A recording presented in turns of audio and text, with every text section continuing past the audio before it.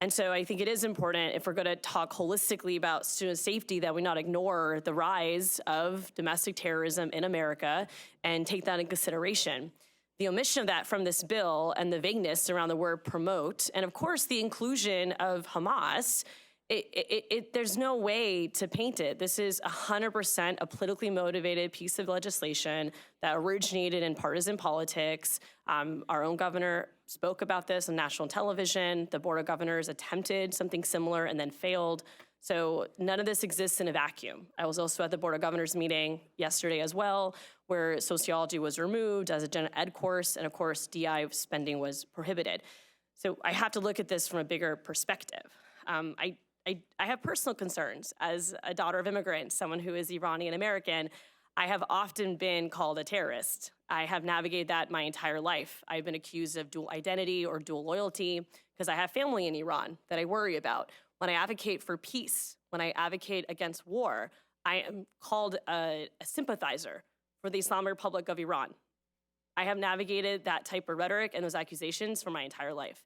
And so just because individuals advocate for peace, it does not mean they're pro-terrorism. It does not mean that they align with the positions of a terrorist organization, coincidentally or even knowingly. It's just our opinions.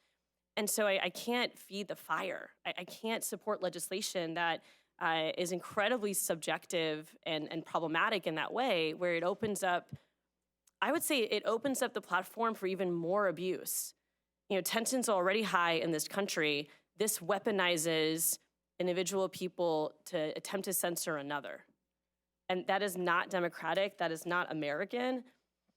And I will add, and I know I've said this before in private conversations and of course during Q&A, that I think if the true intention is to prohibit and ban terrorist activity, not only do we have federal law that reaches that goal with serious punishments, but the Florida legislature has also criminal penalties.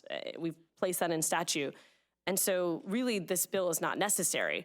But if you are still going to pursue it for whatever personal ambitions or passions, then I really, really would encourage the removal of the word promote and to replace it with what we've seen in case law, with what we've seen in federal statute around knowingly providing material support.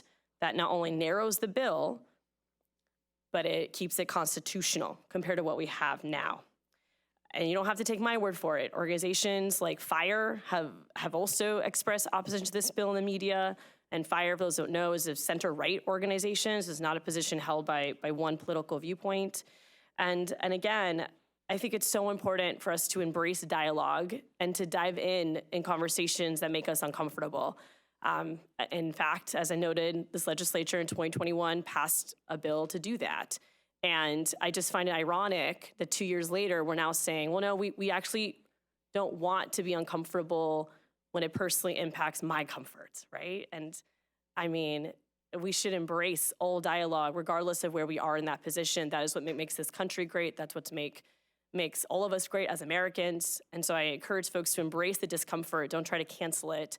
And don't try to demonize students, especially, my goodness, not just Floridians, but F1 visa students. Members, it is very difficult to get an F1 visa. I have individuals contact me, family members, asking for help in getting F1 visas. It is a very difficult and well-vetted process. So the risk for an F1 visa student for their free speech to be impacted is scary, let alone for Floridians who will not have an appeal process as the bill is written, and doesn't seem to be even a process for second chances. I mean, again, I really encourage folks to put your political viewpoints aside and really just look at the constitutionality of this legislation and the danger it has on free speech on college campuses. Thank you, Chairwoman. Thank you very much. Representative Hinson.